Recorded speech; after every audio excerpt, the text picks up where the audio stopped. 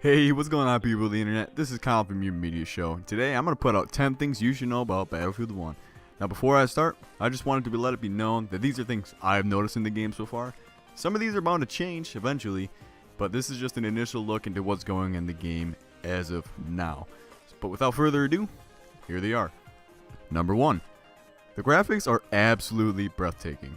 Simple as that. A lot of detail is put into the atmosphere and what you play in. Spanning from texture quality in itself to contrast ratios and color schemes, it's brought together very nicely and helps set up and maintain the immersion. It's extremely important for emphasizing the time period in which the game set in, which happens to be World War I, in case that wasn't obvious enough. 2. There are a variety of maps that each have their own unique feel as well as gameplay aspect. Some are fairly funneled and tightly knit, others practically a wide open fighting ground just to get shot at. Of course, each person will have their own favorites, depending on what gameplay style you rock, or what weapons you use. Either way, there's something to enjoy for everyone. 3. Although some may not want to hear this, vehicles play an even greater role in this game to assume control. This is mainly due to the fact that there aren't as many ways to take down said vehicles when compared to the previous Battlefield games. However, with that being said, if the players on the team work together and they focus firepower together, vehicles can be destroyed just fine to the point where they're not overpowered or anything like that. This is especially important when facing the train, the Zeppelin, or the armored ship, which are extremely tough and lengthy to take down. Number 4. The game does not feature custom servers that people themselves can host. It only consists of official servers hosted by DICE. Now this might not be a big deal to some people, but I know that custom or private servers were a pretty big deal in the past Battlefield games.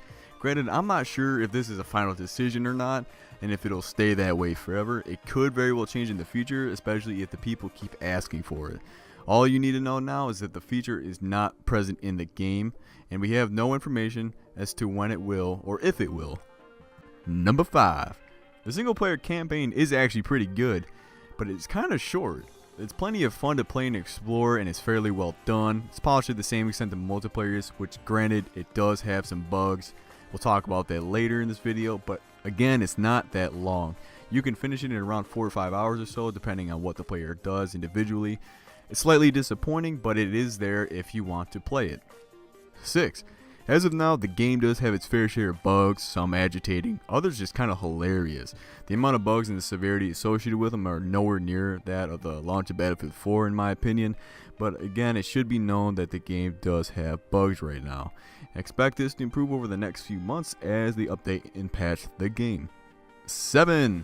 You know that annoying browser you'd have to go through just to play a multiplayer game, or any game for that matter, in Battlefield 3 or 4?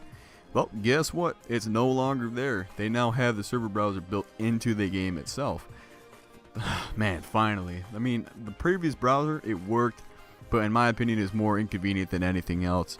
Either way, I think we can all agree that this is good news. Number 8. I haven't found any microtransactions in this game.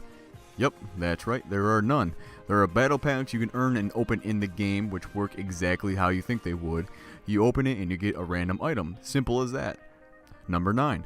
This one is definitely more opinionized and subjective to each person, but I think as a whole the community can agree some weapons are a fair bit stronger than others, some even called overpowered. 2 of the most common ones would be the Automatical or the Model 10A Hunter. As demonstrated in this clip currently playing, the shotgun has very high damage and has much less distance power drop off in comparison to the other shotguns. And number 10. Some things never change. Reviving people and getting points for it is again as easy as it ever was. And it's still hilarious at times. Nothing has really changed with the mechanic. This time you're just sticking someone with a needle instead of buzzing them with some pads.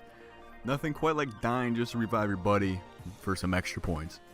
Alright, that's all I've got for today, guys. Hope you enjoyed the video. Be sure to hit that like button if you did. If not, go ahead and slam that dislike button. If you want to see something covered in a separate video, put it down in the comments below. I'll be covering more stuff on it. If you want to see some of it, be sure to hit that subscribe button. It can help you track it. And until next time, guys, this is Kyle signing off. Have a wonderful day.